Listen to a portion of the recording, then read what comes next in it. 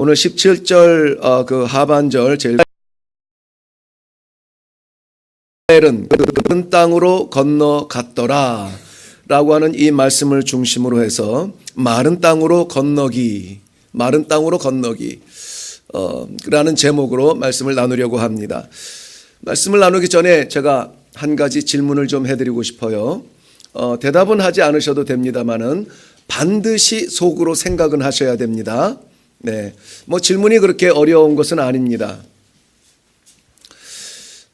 기독교에서 중요한 것들이 참 많이 있죠. 그 중요한 것들 가운데 가장 중요한 게 뭘까요? 기독교에서 가장 중요한 것. 네, 대답을 해주셨어요. 굳이 감사합니다. 기독교라고 하는 것이 이렇게 좀 너무 크고 광범위하면 작게 한번 보죠. 내가 성도인데 하나님의 백성인데 나의 신앙생활 가운데 가장 중요한 것은 뭘까? 네, 한번 생각들을 해보세요. 정말로. 네. 그리고 제가 말씀드리는 답과 어느 정도 일치가 하는가 하는 것을 좀 생각해 보세요. 많은 것이 중요하죠. 많은 것이 중요합니다. 그런데 그 많은 중요한 것들 가운데 가장 중요한 게 있다는 것이죠. 가장. 예를 들면 이해를 돕기 위하여서 이렇게 설명드리면은 어떨까요?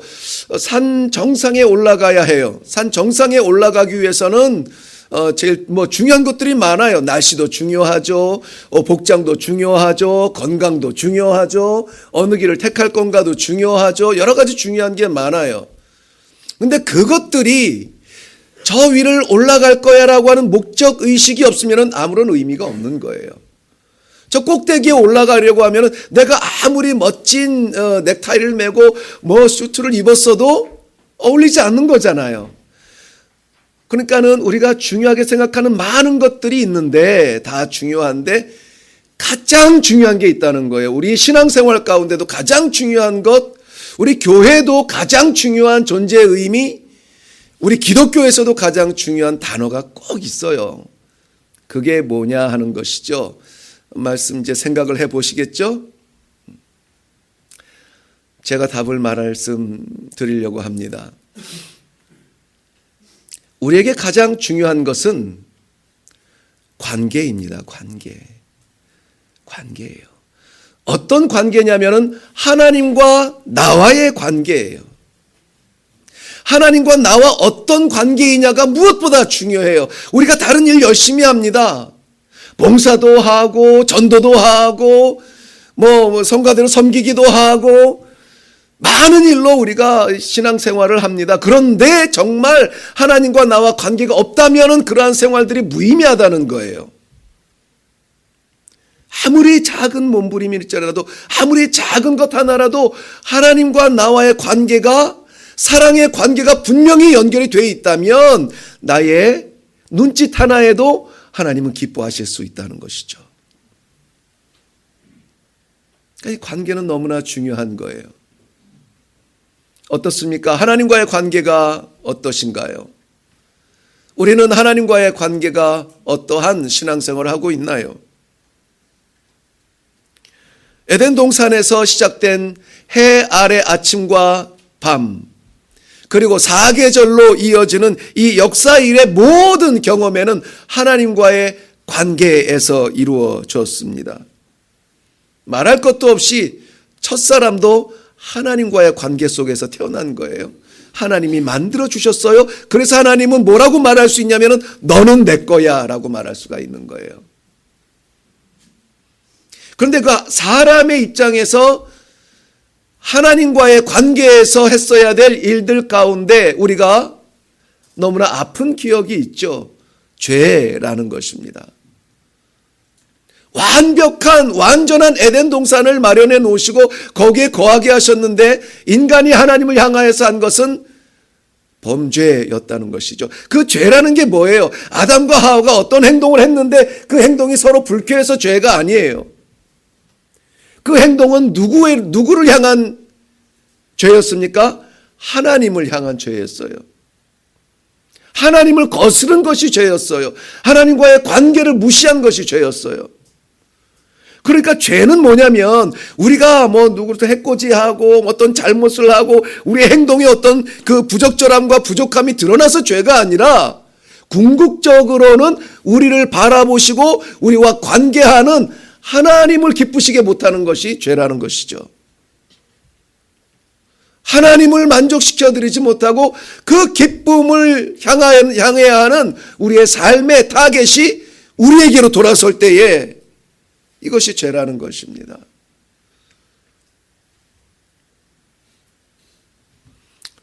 죄는 그래서 우리 모든 기독교인들은 정말 제가 죄라고 했죠.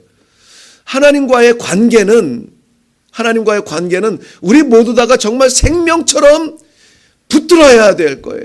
붙들어야 될 단어입니다. 다른 것은 놓쳐도 돼요. 다른 것은 놓쳐도 하나님이 허락해 주시면 언제든지 회복될 수 있는 것들이에요. 다른 것은 좀 부족해도 하나님과의 이 관계만 정확하게 맺혀져 있으면은 우리 각자에게 주신 달란트가 다르니까 나는 누구처럼 기도를 못하겠어. 누구처럼 이 설교를 못하겠어. 괜찮아요. 그건 못하는 게 아니에요. 하나님께서 정하신 그 분량을 채우면 되는 거죠. 어떻게 아이가 연설을 할 수 있겠어요? 그러나 그 아이를 못됐다고 말하지 않잖아요. 순전해 보이잖아요. 그 순전함이 있으면 되는 거라는 거예요. 뭐가 중요한 거예요? 우리가 얼마나 오래 신앙생활했고 직분은 무엇을 가졌으며 어떠한 모양으로 섬기느냐, 이런 것이 중요한 것이 아니라 뭐가 중요하다고요? 관계.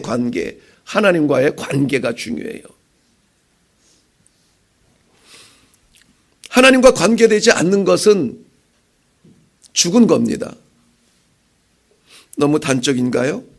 그렇다면 좀 희망적으로 말할까요? 하나님과 관계된 것은 그러므로 산 것입니다. 하나님과 관계만 돼 있으면 정말 보잘것없고 바닥인 것 같고 끝장인 것 같은데 거기에서 회생의 기회가 생겨져요. 무엇 때문에? 하나님과의 관계 때문에. 왜? 하나님은 천지를 지으신 하나님이시잖아요. 그런데 나로라 하면서 좀 거두었다 좀 올라갔다 말하고 있지만은 그러나 거기에 하나님과의 관계가 없으면 살았으나 어떻다고요? 죽은 거예요. 살았으나 죽은 거예요. 저는 우리 이립교회를 출입하는 모든 성도님들, 삶의 모양과 형편과 신앙의 색깔은 다 다를지라도 그러나 하나님과의 관계는 분명히 사랑의 관계, 하나님과의 관계는 분명히 그 바닥에 기초에 깔려 있기를 주님의 이름으로 축원합니다. 원인 없는 결과가 없죠. 그렇다면은 모든 그 결과의 원인은 하나님과의 관계여야 합니다. 초대교회, 우리가 그리워하는 그 초대교회의 그 기초가 뭔지 아세요? 초대교회가 어떻게 그렇게 성령에 붙잡힌 바 되어서 뜨겁게 부흥하고 정말 모일 때마다 기적들이 나타나며 하나님의 역사를 드러냈는가? 초대교회의 그 근간, 뿌리, 그 바위, 그것이 뭐냐면은 이 고백 하나였거든요. 주는 그리스도시요 살아계신 하나님의 아들이십니다. 이 고백이에요. 거기서 가장 중요한 것은 뭐냐면은 살아계신 하나님의 아들인 거예요. 그리스도가 그리스도 될 수 있었던 것은 이런저런 기적들이 아니고 살아계신 하나님과의 관계 속에서 아들이었기 때문에 그리스도 될 수가 있었던 것입니다. 근데 그 하나님이 어떤 하나님이래요? 살아계신 하나님이에요. 그야말로 리딩 갓이에요. 살아계신 하나님이에요. 살아계신 하나님과 함께 동행하는데 죽은 하나님과 함께 걷는 것처럼 살아가서는 안 된다는 것이죠. 초대교회는 그렇게 핍박 가운데서도 그렇게 지금 목숨이 경각에 달렸음에도 짐승에 던져져서 찢긴 바 되어도 무엇을 믿었기 때문에? 살아계신 하나님을 믿었기 때문에. 내가 관계하고 있는, 내가 잡고 있는, 내가 믿고 있는 그 하나님은 살아계신 하나님이시다. 그렇다면 내가 지금 잠시 짓밟혀도, 내가 지금 잠시 묻혀도 나는 다시 살아난다라고 하는 이 희망으로 정말 겁없이 복음을 전파할 수가 있었던 것입니다.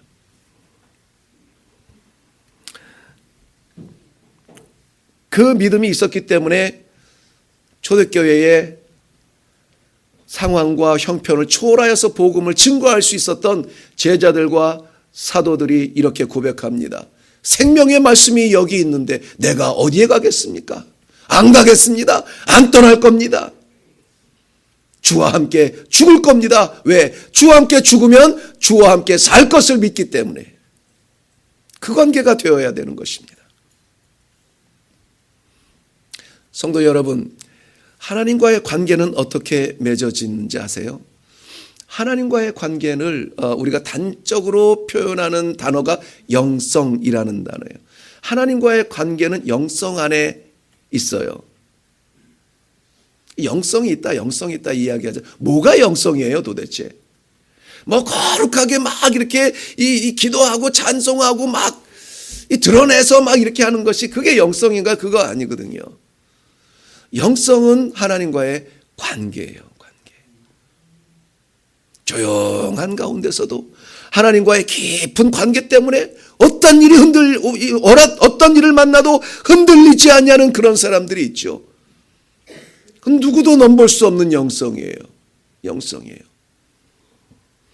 요한 3서 1장 2절 말씀 보면 사랑하는 자여 내 영혼이 잘됨같이 내가 범사에 잘되고 강건하기를 내가 구하노라 그랬습니다.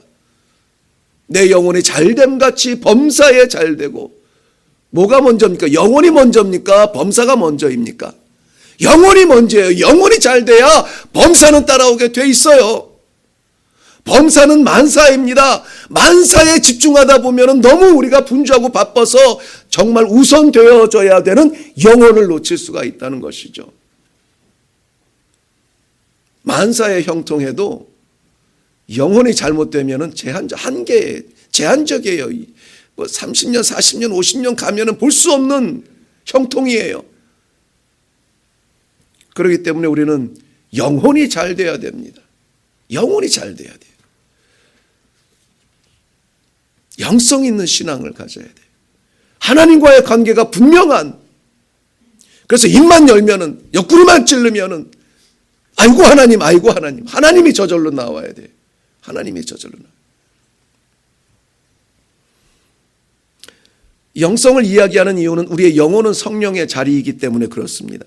그렇기 때문에 우리의 영혼이 무엇을 담고 있느냐, 그것이 성도의 삶의 행복을 좌우해요. 우리의 영혼은 성령으로 가득 찼는데 만사를 고민하면 불협화음이 일어나요. 찌그덕거리고 뭔가 편하지 않고 예배마다 참석하고 기도마다 하는데 행복이 없어요. 그러나 우리 영혼이 성령으로 가득 차고 우리의 마음이 하나님을 바라본다면은 저 사람은 좀 많이 요즘 힘들 텐데 어째 그 입에서 할렐루야가 나올까? 궁금하시죠? 영혼이 성령으로 가득 차 있기 때문에 그래요. 만사가 만길이 막혀 있는데 하늘을 보니까 살아계시거든요. 그분이 나를 사랑하시는 하나님이시거든요. 나를 붙드시는 아버지시거든요. 그러니까 그거 보면 행복한 거죠. 뭐 신발 좀 떨어진 거 신고 가면 어때요? 뭐 옷 좀 단추 뜯어진 거 가면 어때요? 아버지한테 가는 건데. 영어로 우리 영혼이 범사로 가득 차 있지 않기를 바랍니다. 범사로 가득 차 있으면 그 범사 만 가지 일을 하느라고 마음이 분주해요.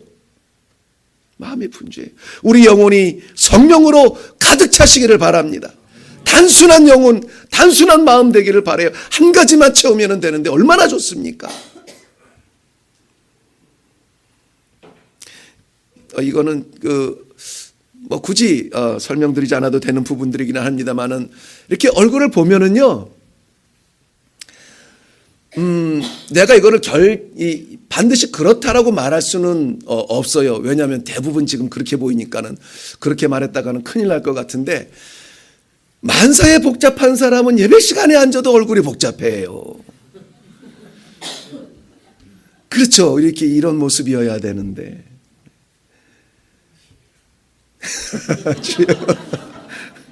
안 볼랍니다.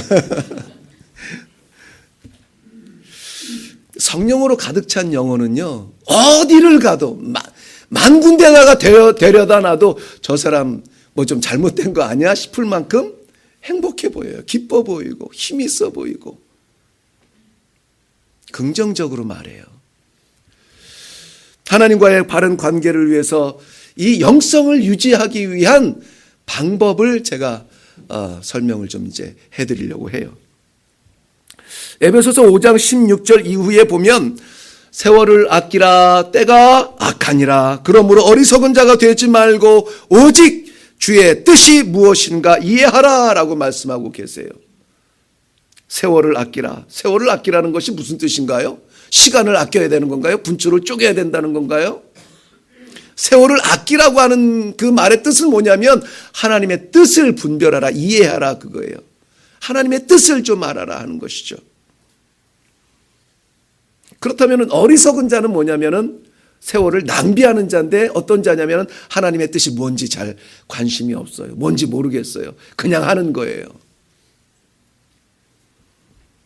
그런데 중요한 것은 16절, 17절에 세월을 아껴라 하나님의 뜻을 분별하라, 이해하라 그랬는데 그 뜻이 뭐냐면 18절 넘어가면은 오직 성령의 충만을 받으라 그래요. 성령의 충만을 받으라. 영혼의 충만을 받으라는 거예요. 영혼이 성령으로 가득 채워지라는 거예요. 하나님은 우리의 영혼에 관심이 많으세요. 범사가 우선이냐 성령이 우선이냐? 성령이어야 되는 거예요. 성령이요. 성령.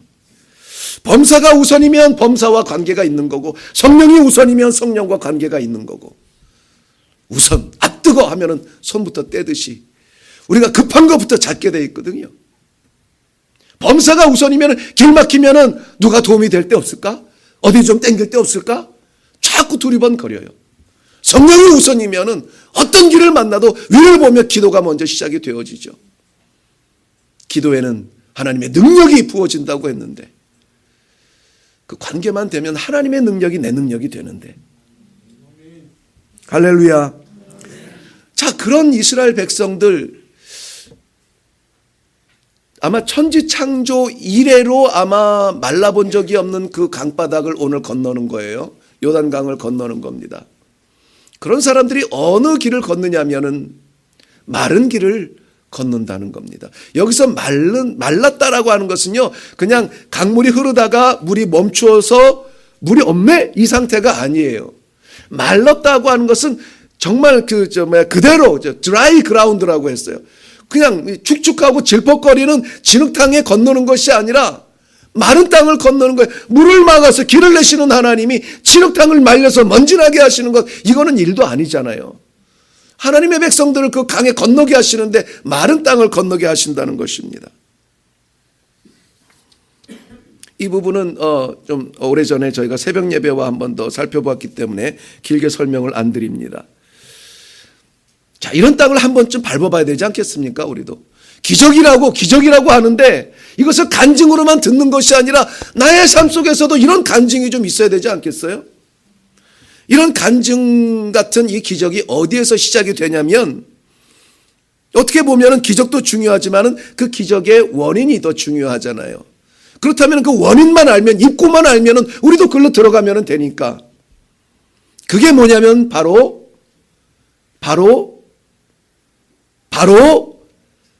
관계예요. 관계. 하나님과의 관계.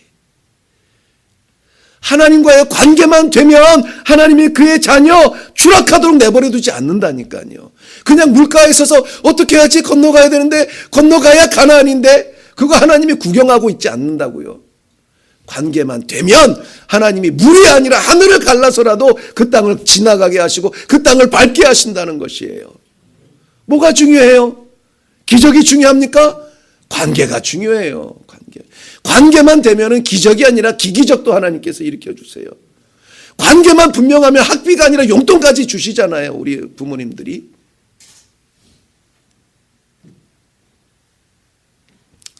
이스라엘 백성들은 여기에 집중했어요. 관계. 하나님과 우리의 관계.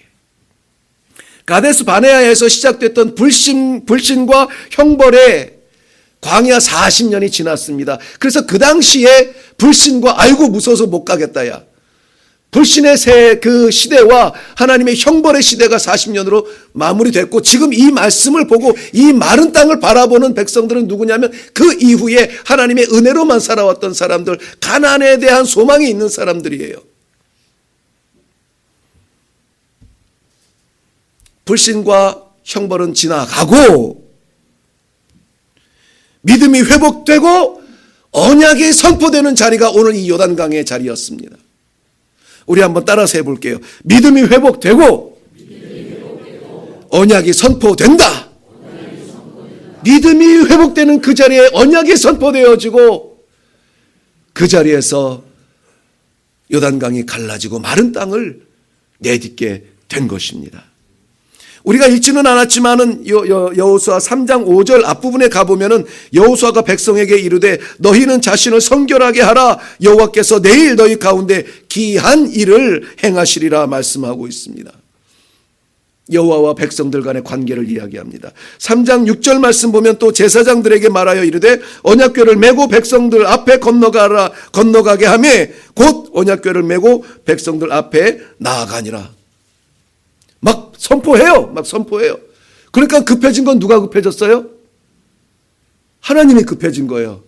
얘들이 왜 이래? 그러면서 7절 말씀에 가보면은 여호와께서 여호수아에게 이르시되 내가 오늘부터 시작하여 너를 온 이스라엘의 목전에서 크게 하여 내가 모세와 함께 있었던 것 같이 너와 함께 있는 것을 그들이 알게 하리라. 그 뒤에 가면 뭐라고 선언하냐면은 요단에 들어서라 이렇게 말씀하세요. 요단에 들어서라. 우리의 신앙의 순서와는 조금 약간 차이가 있죠. 우리는 뭔가 봐야 믿습니다 이러는데 지금 여호수아는 그 관계가 너무나 확실하니까 백성들한테 그러는 거예요. 들어서라. 제사장들한테 그러는 거예요. 언약궤를 하나님의 약속의 말씀에 그 언약궤를 들고 물에 들어서라. 그러면 백성이 따라갈게. 그랬더니 하나님이 응답하시는 거예요. 내가 너와 어떻게 해요? 함께 하리라. 하나님과의 관계는 어떤 관계라고 지금 믿고 나가고 있습니까? 함께하는 관계라는 것이죠. 함께하는 관계. 여호와께서 함께 하시면은 그 관계만 되면 물 가운데로 건널지라도 물이 삼키지 못해요.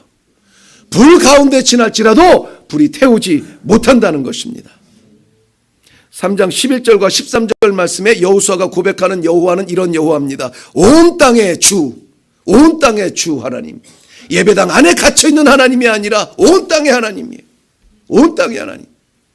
저 문 밖에도 계시는 하나님. 우리의 일터에도 계시는 하나님. 거기에도 어떻게 그냥 있어요? 거기에도 함께 하시는 하나님. 내가 가는 그 자리에 함께 하시는 하나님.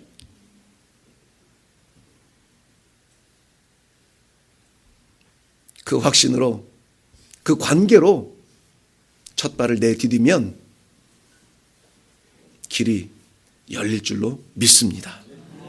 우리 모든 성도님들 마른 땅으로 건너시기를 바랍니다.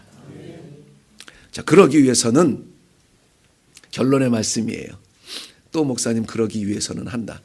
네, 결론의 말씀인데요. 간단하게만 정리할게요. 14절 말씀 보면 자기의 장막을 떠나야 돼요. 자기의 장막. 나 편한 자리, 내가 지은 자리, 내가 눕고 싶은 자리, 그 자리를 떠나야 돼요. 떠나지 않으면은 멀찌감치서 구경은 할 수 있어요. 구경은 하는데 구경은 재미는 있지만은 건너지는 못해요. 떠나야 돼요. 이제까지의 나의 등을 따스럽게 했던 그 자리를 떠나야 돼요. 또 하나는 14절 같은 절에 반드시 말씀이 앞서야 됩니다. 말씀하시는 대로 따라가야지. 말씀이 나한테 맞추면 안 돼요. 오늘 말씀이 너무 좋아. 누구한테 좋아요? 나한테 딱 맞는 것 같아요. 그게 아니고 하나님의 말씀에 내가 맞춰야 돼요. 내가. 하나님이 말씀하시면 이해는 안 되는데 따라가야 돼요. 아니 그 강물에 저 말씀이 왜 들어가? 말씀이 가면은 내가 따라가야 돼요. 말씀이 원하면 우리가 해야 돼요. 왜? 그 말씀 하나님의 말씀이기 때문에. 그러면 우리 모두는 이 한 해에도 마른 땅을 건너는 기적을 맛볼 수 있기를 확실히 있는 줄 믿습니다. 기도하겠습니다. 살아계신 아버지, 은혜를 감사합니다. 이 자리에 있는 모든 하나님의 백성들, 하나님의 자녀들인 줄로 믿습니다. 살아계신 하나님의 말씀 따라서 우리는 원하지 않지만, 우리는 힘들지만, 우리는 아닌 것 같지만 명령이니 기쁨이 나아갑니다. 그 땅에 나아가 그 죽음의 땅에 생명을 전파합니다. 그 암흑의 땅에 빛을 선포합니다.